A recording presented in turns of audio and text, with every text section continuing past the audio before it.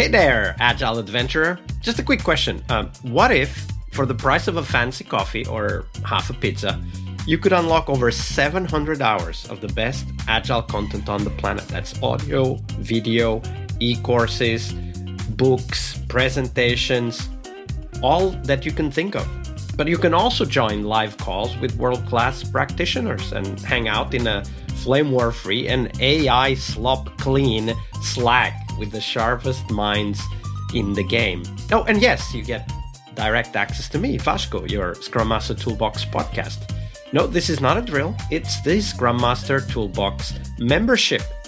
And it's your unfair advantage in the Agile world. So if you want to know more, go check out scrummastertoolbox.org/membership. That's scrummastertoolbox.org/membership. And check out all the goodies we have for you. Do it now. But if you're not doing it now, let's listen to the podcast. Hello, everybody. Welcome to our Success Thursday, the big question of the week this week with Danil Chernyshev.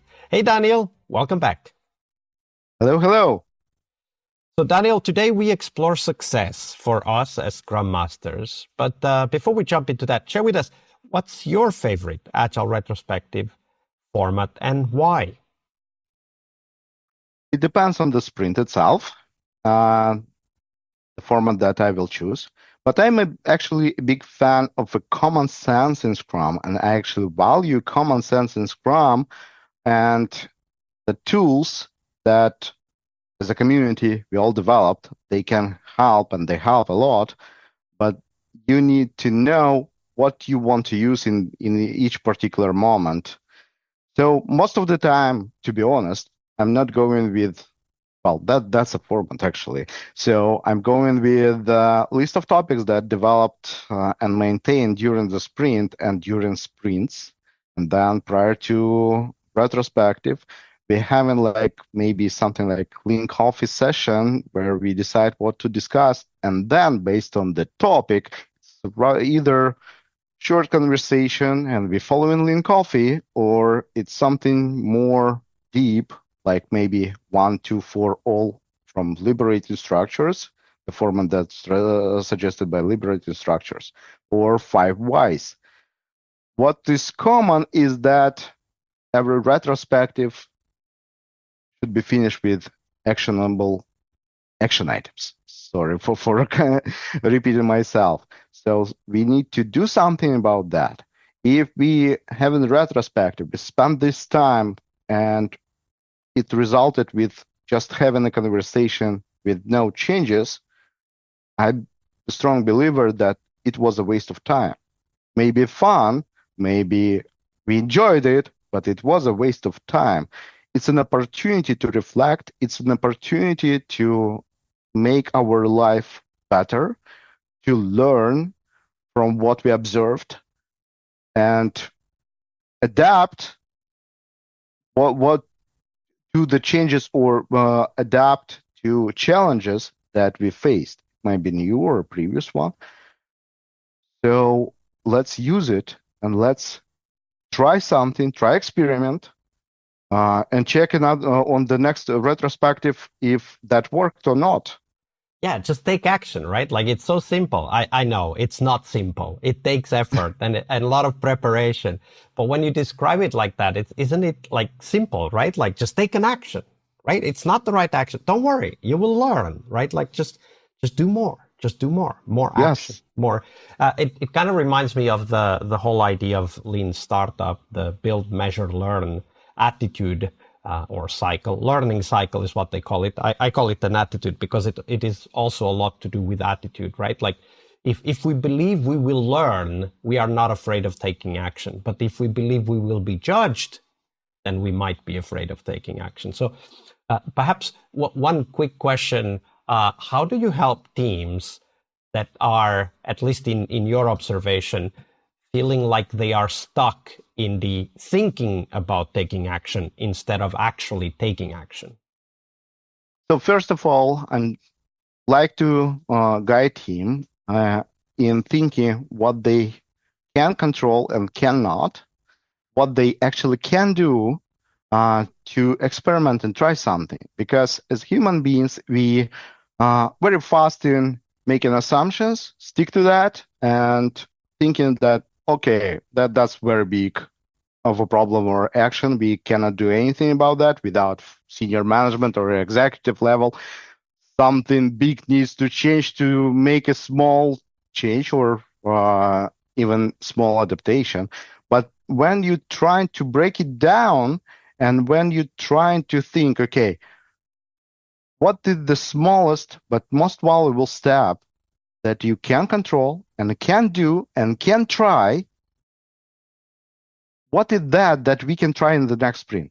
And then let's see. We definitely will review our results from action items next retrospective. Even if it didn't work, we learned something. But most often, we not only learned something, we improved something. And that may work for us forever or almost forever, or it might be just for a couple of sprints and then we will change it. But this is not only an opportunity for us to improve, it also helps others, especially when we're talking about senior management and asking them to change something. We can show, okay, that's our results. Maybe we can move even further. Maybe we can do even something more and expand this practice, or like there are different ways. But first of all, starting with what you can do, start where you are now, start what you can do, and then learn from it, experiment, Yeah, try. absolutely. And starting from where we are, of course, is also how we measure our own success. And the experimentation lesson is so true also for ourselves, right? So, Daniel, when you're thinking about your own success as Scrum Master, how do you define it? Probably when team members say thank you to me and praise others for delivering successful product. Let's be honest, Scrum Masters, product owners, developers, we are all there to deliver product to solve particular issues of the end user, of our customer. And we have our pay slips because company, organization needs to get return on investments on this product, and product needs to be successful. So if by the end of delivering something, we have happy customers, we have team that have healthy relationships, and everybody happy to and have energy to continue the work and deliver even more, that's definitely a success for me.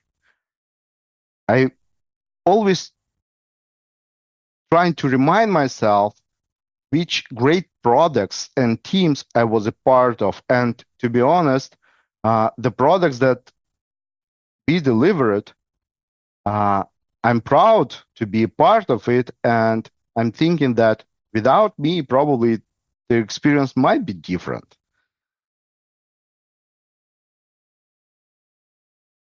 So, in other words, it's the outside in view plus our motivation or satisfaction with how we work, right? Is that how you would define it?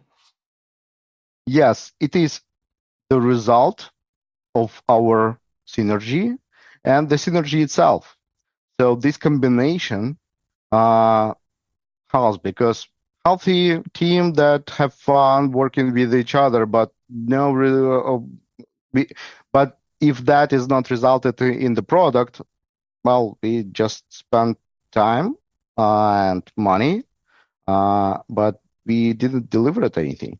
Delivering product, but burning out everybody within the team that to the level that nobody wants to see each other anymore. It's also not a success. It's like short-term something, but I cannot define it as a success.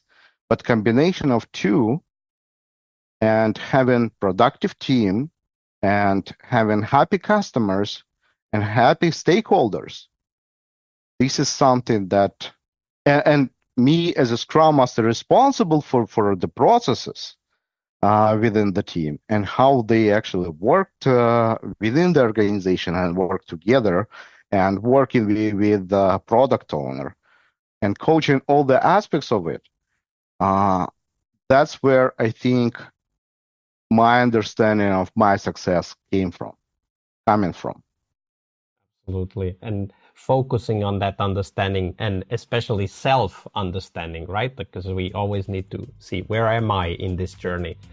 So important. So thank you for sharing that with us, Danil. Thank you for asking.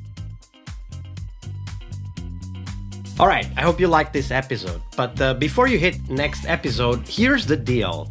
This podcast is powered by people like you, the members who wanted more than just inspiration. They wanted real tools and real connection to people who are practicing Agile every day. We're talking access to over 700 hours of Agile Gold, CTO level strategy talks, summit keynotes, live workshops, e-courses, deep dive interviews, books, and if you're into no estimates, we got the pioneers of no estimates in those deep dive interviews as well. Agile business intelligence, creating product visions, coaching your product owner courses, you name it. You'll get invites to monthly live Q&As with Agile pioneers and practitioners, plus a private Slack community, which is free of all of that AI slop you see everywhere, and of course, without the flame wars.